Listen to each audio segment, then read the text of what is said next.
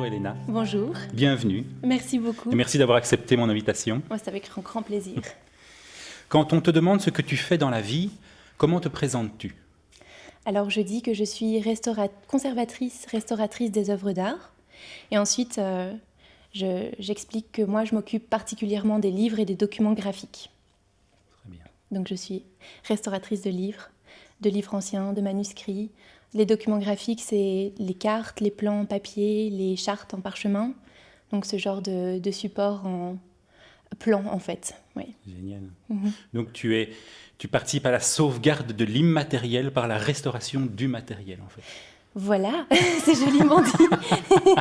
Je participe à cette grande entreprise, oui, exactement. C'est génial. C'est très intéressant. Oui, c'est très enrichissant aussi parce que on est constamment... on est proche de documents qui ont traversé le temps, en fait, et qui ont traversé des générations, qui sont passés entre les mains de différents propriétaires. Et toutes ces traces se retrouvent sur ces documents. Donc, nous, on a la chance incroyable de pouvoir avoir accès, en fait, à ces documents-là et avoir cette approche très, très intime et privilégiée avec ces livres et ces documents graphiques. Oui. Bien sûr. Documents manuscrits aussi. Tout à fait, oui, parce que l'imprimerie, c'est vieux, mais c'est pas si récent. Il y a quand même un héritage manuscrit qui est très important aussi, oui. Et qui remonte à... Tu peux nous donner une idée de document sur lequel tu aurais travaillé un document qui avant l'imprimerie, tu veux dire ? Ouais. Donc le plus vieux, c'était des papyries, en fait. Génial. qui datent, en fait, de la 18e dynastie. Donc ça représente 1500 ans avant Jésus-Christ. Donc voilà, ça c'était vraiment les documents les plus précieux et les plus anciens sur lesquels on a eu l'occasion de travailler. Donc le contexte, c'était une fouille dans la vallée des Nobles à Luxor. Et donc on est parti avec 4 autres étudiantes pour participer à cette mission archéologique belge. Et donc nous, sur le terrain, on a eu la chance de pouvoir travailler avec les objets excavés qui étaient remontés du puits quotidiennement. Et une des grandes surprises, c'était ces fragments de papyrie. Ça doit être un émerveillement quand ça sort du puits comme ça. Oui, complètement. Et ça sort dans quel état, en fait, ça sort, En fait, c'est ça. Donc, l'émerveillement, je l'ai surtout eu avec d'autres objets qui étaient... Parce que, en fait, les papyries, quand on les sort du puits, vu le contexte dans lequel ils sont restés pendant des milliers d'années, en fait, c'est un peu comme des feuilles séchées et recroquevillées les unes sur les autres. Et c'est des petits morceaux. Donc, en fait, ça sort comme des bouts tout rabougris les uns sur les autres.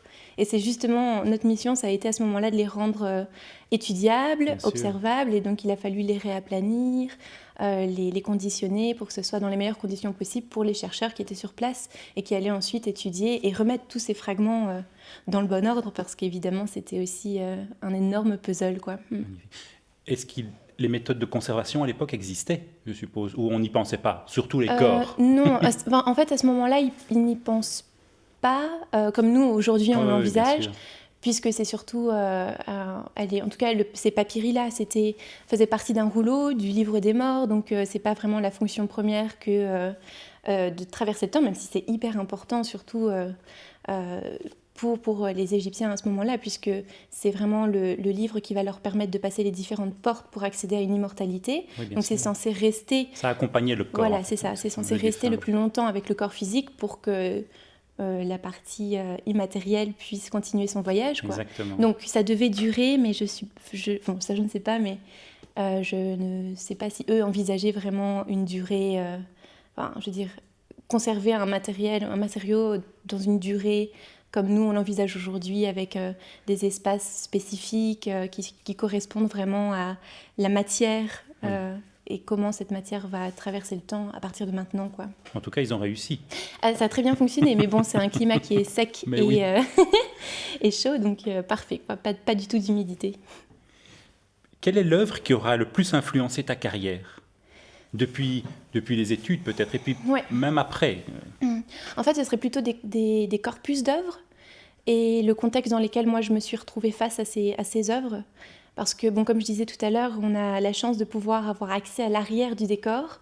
Et souvent, on se trouve en présence d'œuvres qui sont sorties des réserves ou des espaces d'exposition. Et alors, on est tout proche d'œuvres qu'on a l'habitude de rencontrer sur des murs dans des musées.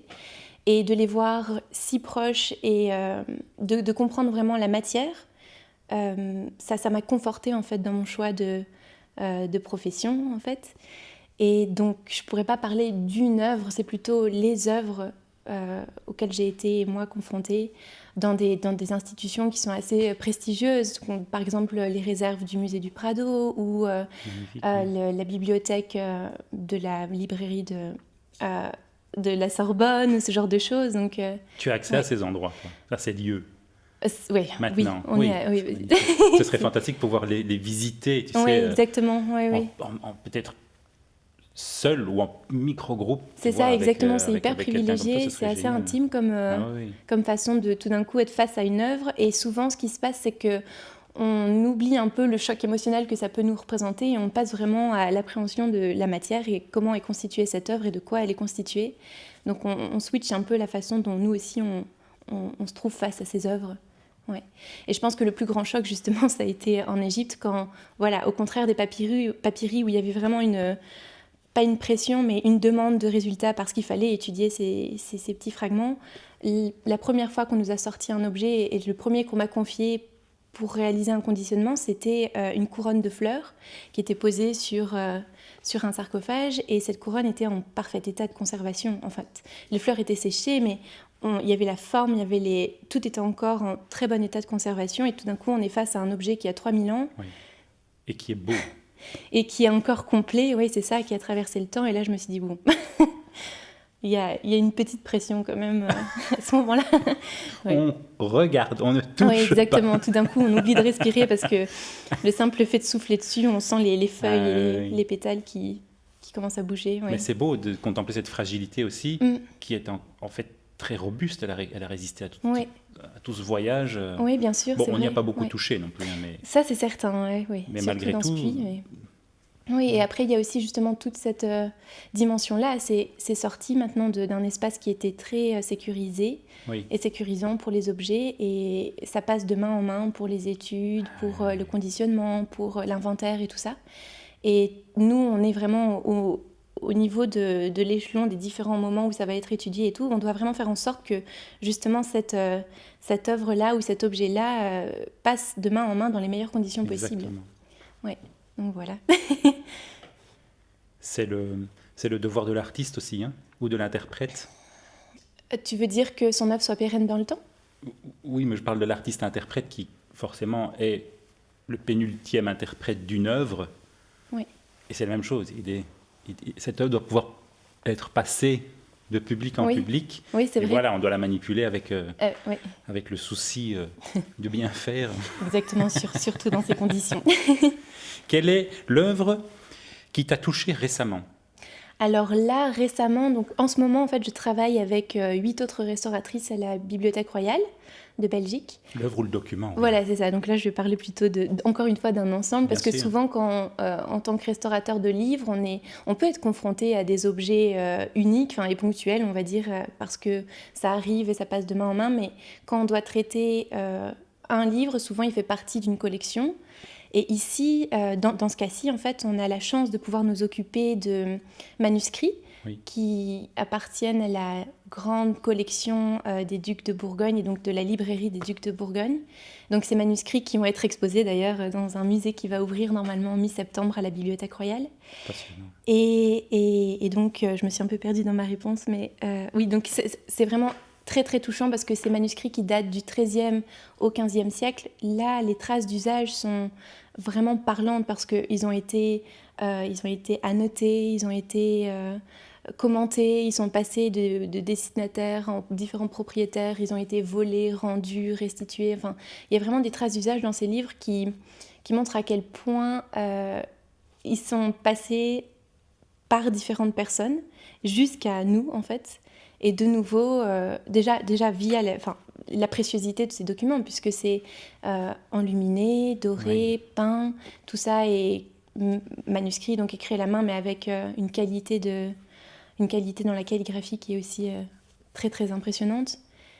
Donc oui, je pense que c'est ça qui m'a particulièrement touchée ces derniers temps. Parce que chaque jour, je me trouve face à un livre et je constate la chance, la chance que j'ai de pouvoir travailler sur des documents si précieux, oui. Tu les lis?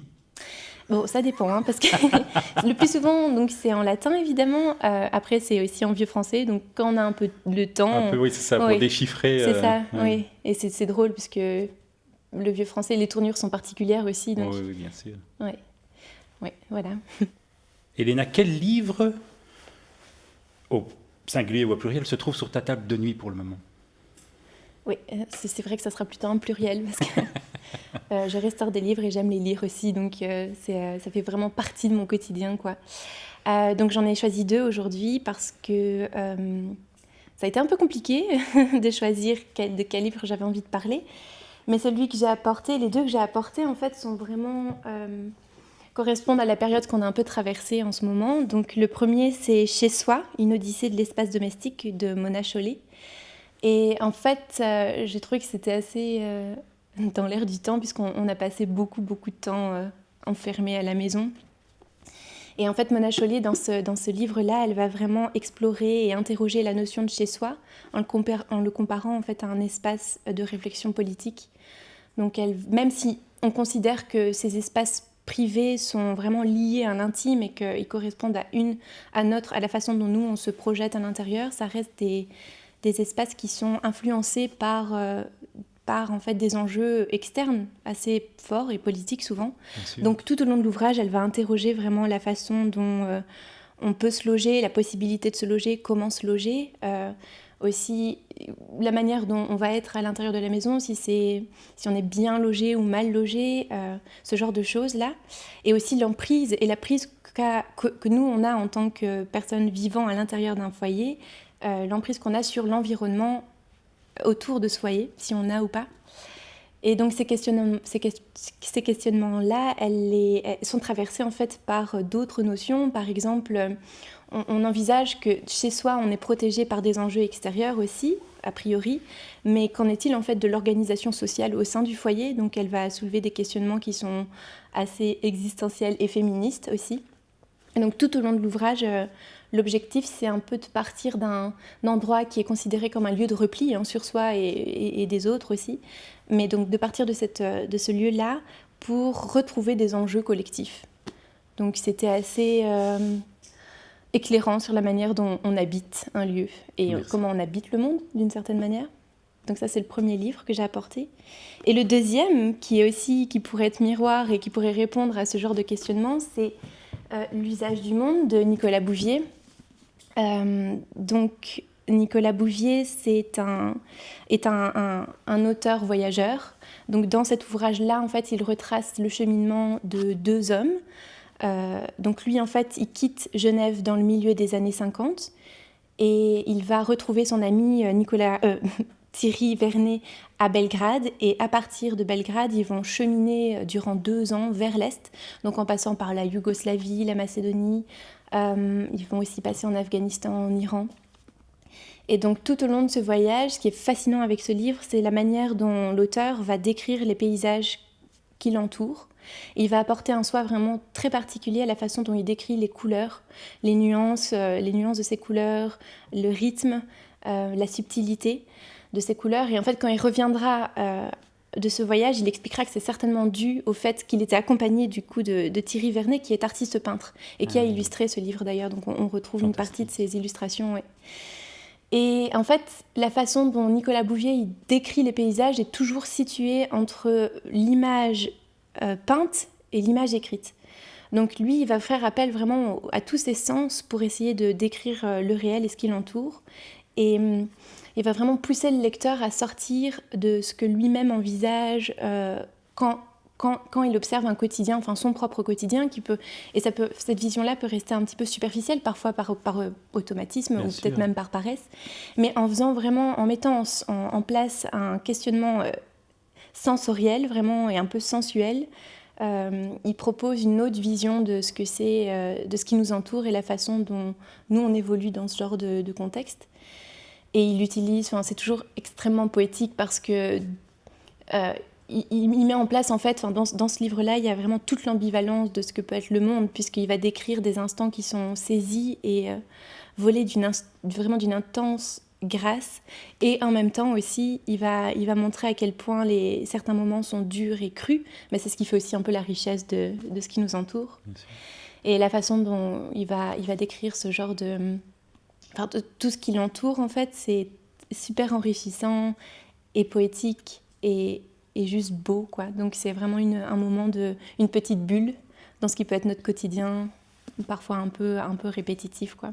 Il y a notamment un passage où il décrit le bleu qui l'entoure en Iran, qui est d'une beauté incroyable. Donc rien que pour ça, je trouve que c'est intéressant, ça remet en question la façon dont nous, on perçoit notre quotidien et le monde, quoi. Voilà. Merci pour ce partage, c'est magnifique. Ça donne envie, en tout cas. J'espère. Ah oui, ça vaut la peine. Oui.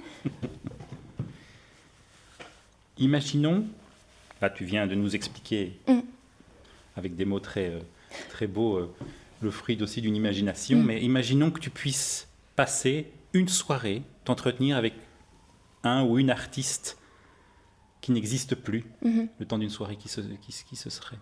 Bah donc ça change souvent en fonction des sources qui m'inspirent et ce que je traverse un petit peu tous les jours. Mais en ce moment, ça serait certainement Berthe Morisot, en fait. Parce que je ne sais pas pourquoi je suis retombée un peu sur... C'est intéressant. sur sa production artistique qui lui est propre, quoi. Et il faut un peu remettre tout ça en contexte. Donc Berthe Morisot, elle est née au milieu du 19e siècle. À ce moment-là, la peinture est absolument pas destinée aux femmes. On les initie à la peinture de chevalet ou d'agrément, ce genre de choses. Donc, après la cuisine. Voilà, exactement. Oui, elle pouvait, dans un milieu intime, personnel, développer ce genre de compétences, mais on ne parlait pas d'art ou de production artistique. Et il faut savoir déjà jusqu'en 1897, il me semble, la fin des années 90, l'école des beaux-arts était interdite aux femmes. Aux femmes, oui. Et malgré tout ce contexte-là, social, elle va choisir de se lancer dans une voie artistique. Et au lieu de rester cantonnée au modèle, parce qu'elle va être un des modèles préférés de Manet, en fait, aussi, au lieu de rester modèle, elle choisit de devenir peintre elle-même, quoi. C'est assez audacieux, surtout à ce moment-là. Et en conscience, elle va vraiment s'engager dans une voie où elle sait que possiblement, elle ne sera jamais reconnue en tant que peintre, que sa production artistique ne sera pas reconnue. Et d'ailleurs, quand elle va mourir, ce qui est hyper triste, parce qu'après des années de production artistique qui sera quand même, par ses pairs, et même si c'est dans un milieu qui peut être fermé, reconnu, sur son acte de décès, il sera écrit « sans profession », quoi, en comparaison à tous les autres peintres du milieu impressionniste de l'époque. Et donc voilà, donc cette femme qui s'engage qui va vraiment à l'encontre des préjugés d'une époque, qui va à l'encontre de ses propres doutes qui sont certainement issus de ces fameux préjugés, mais qui aura une production hyper riche. Et cette production artistique, on la redécouvre maintenant. On la compare, on a un peu de mal à sortir du fait que c'est une femme peintre, donc on continue à mettre sa féminité. Enfin, je veux dire, le fait que ce soit une femme peintre, ça reste un argument pour vraiment essayer de comprendre sa peinture, ce qui est un peu dommage parce qu'elle a vraiment apporté une touche très sensible et différente de ses contemporains à ce moment-là. Masculin. Oui, bien sûr. Entièrement masculin. Bien sûr. Ouais, voilà. Ouais. Donc oui, j'aimerais bien discuter un petit peu avec elle de la raison pour laquelle elle s'est lancée là-dedans et comment malgré tout elle a tenu, coûte que coûte, elle a eu cette volonté de créer. Voilà. Tu nous as apporté un livre. Un livre, oui, tu nous as apporté quelque chose. Oui. Tu peux nous en dire quelques mots? Oui, bien sûr. Un petit peu pourquoi ce livre? En fait, souvent, quand j'explique que je suis restauratrice de livres, on me pose... les mêmes questions reviennent souvent. Mais comment, en pratique, tu restaures un livre, quoi? Bon, ça dépend évidemment de chaque cas. Mais ce qu'il faut savoir, c'est que en tant que restaurateur, on va surtout faire en sorte de rendre l'ouvrage qui nous est présenté manipulable et consultable, ce qui est quelque chose d'assez inhérent au livre. Je veux dire, un livre qui ne peut plus être ouvert ou consulté, on perd une de ses fonctionnalités propres, quoi. Donc là, j'ai avec moi un livre qui date de la fin des années 30, qui est en fait une édition qui est assez... c'est vraiment un objet qui a été édité en série, c'est pas un objet précieux, unique, mais en fait la valeur qui lui est donnée par sa propriétaire qui me l'a confié est telle que nous, en présence de ce genre d'ouvrage, même si on a l'habitude de travailler sur parfois des livres précieux, des documents qui n'ont pas de valeur, enfin on ne peut pas mettre une valeur vraiment, un prix dessus. Non. Mais là, en fait, on est en présence d'un ouvrage qui compte tellement parce qu'il a aussi traversé quelques générations. C'est un objet qu'elle a reçu quand elle était jeune, enfin c'est quelque chose qui l'a accompagné. Que souvent, la pression face à ce genre de livre est un peu plus forte, quoi. Parce qu'il y a des attentes différentes. Il y a un enjeu émotionnel complètement différent que quand tu sors un papyrus d'un puits, finalement, qui n'appartient plus à personne, si ce n'est à l'État. Oui, et surtout pour ce genre de manipulation, on est assez certain de comment on va travailler et du résultat qu'on peut obtenir parce que c'est des choses qu'on a répétées, qu'on connaît. Alors que pour ce genre de livre, le résultat qu'on va lui donner après restauration, parfois, va à l'encontre de ce qu'avait imaginé le propriétaire. Bien sûr. Oui. Et donc là, il y a cette pression de ne pas décevoir. Parce que généralement, quand on apporte ce genre d'objet, c'est pour pouvoir le transmettre en fait et en profiter toujours. Ouais. Et donc voilà, nous, on travaille surtout sur la structure, enfin principalement sur la structure. Et ce qui est très chouette, c'est que tout d'un coup, on rentre dans le grand vocabulaire de la restauration de livres. Donc on va parler des différentes parties du livre comme on va envisager, je sais pas, différentes parties d'une maison, structure d'une maison ou le corps humain, quoi. Donc on parle de plats, des plats supérieurs, des plats inférieurs, des clés qui vont lier les contreplats au dos, de la charnière qui lie les pages de garde volantes supérieures, enfin ce genre de choses. En fait. Voilà, exactement. C'est magnifique. Donc on a vraiment cette chance de pouvoir comprendre aussi, enfin comment fonctionne un livre, parce que c'est vrai que quand on a en main un livre, on se pose pas forcément la question de comment il est articulé et comment il fonctionne, quoi. Donc voilà, j'ai rapporté ce livre-ci en me disant que ce serait une bonne idée, une bonne façon d'expliquer aussi comment nous, on se projette à chaque fois qu'on est face à un ouvrage. Bien sûr. Mais c'est clair qu'une fois qu'il y a de l'investissement émotionnel dans une démarche, ça change profondément. Ça change la façon dont on approche le C'est ça, exactement. Quels seront les objectifs, en fait, de traitement ? Et finalement, quelqu'un qui va te transmettre ce document, lui, ne sait pas quelles sont les méthodes de conservation. Exactement, et donc c'est là que commence le dialogue en fait, parce que nous on va expliquer de manière très technique la façon dont on va travailler, mais ça signifie rien du tout pour la personne qui confie le livre. Donc c'est à ce moment-là qu'on doit vraiment faire en sorte de se comprendre chacun. C'est beau de s'installer comme ça dans ce processus de transmission aussi. Oui, exactement. Magnifique. On essaie de transmettre l'objet tel qu'il est souhaité. Oui. Par son propriétaire ou sa propriétaire, c'est magnifique. Et souvent, on nous demande de faire en sorte que ces livres ne sortent pas trop neufs à la fin de restauration. C'est pas non plus ce que nous on recherche. Jus. Voilà, c'est fait. Oui, parce que il y a les traces d'usage qui font partie aussi de sûr, la façon. C'est la patine du temps, des mains, forcément. Ça, c'est comme un beau meuble, comme une belle peau. Comme une belle peau, un beau cuir. Oui, voilà. Comment envisages-tu l'avenir ? Alors, plutôt au niveau artistique, on va dire, dans ton métier. Comment envisages-tu l'avenir de ton métier, justement, ce magnifique métier de conservateur, de conservatrice, de restauratrice ?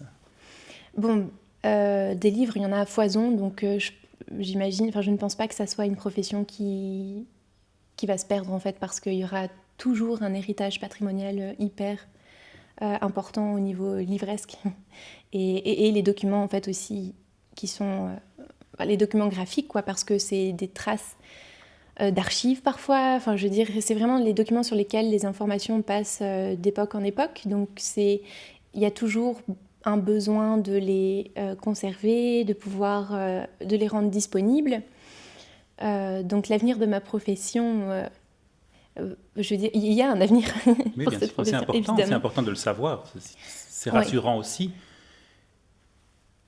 Oui, évidemment, oui, bien sûr, c'est certain.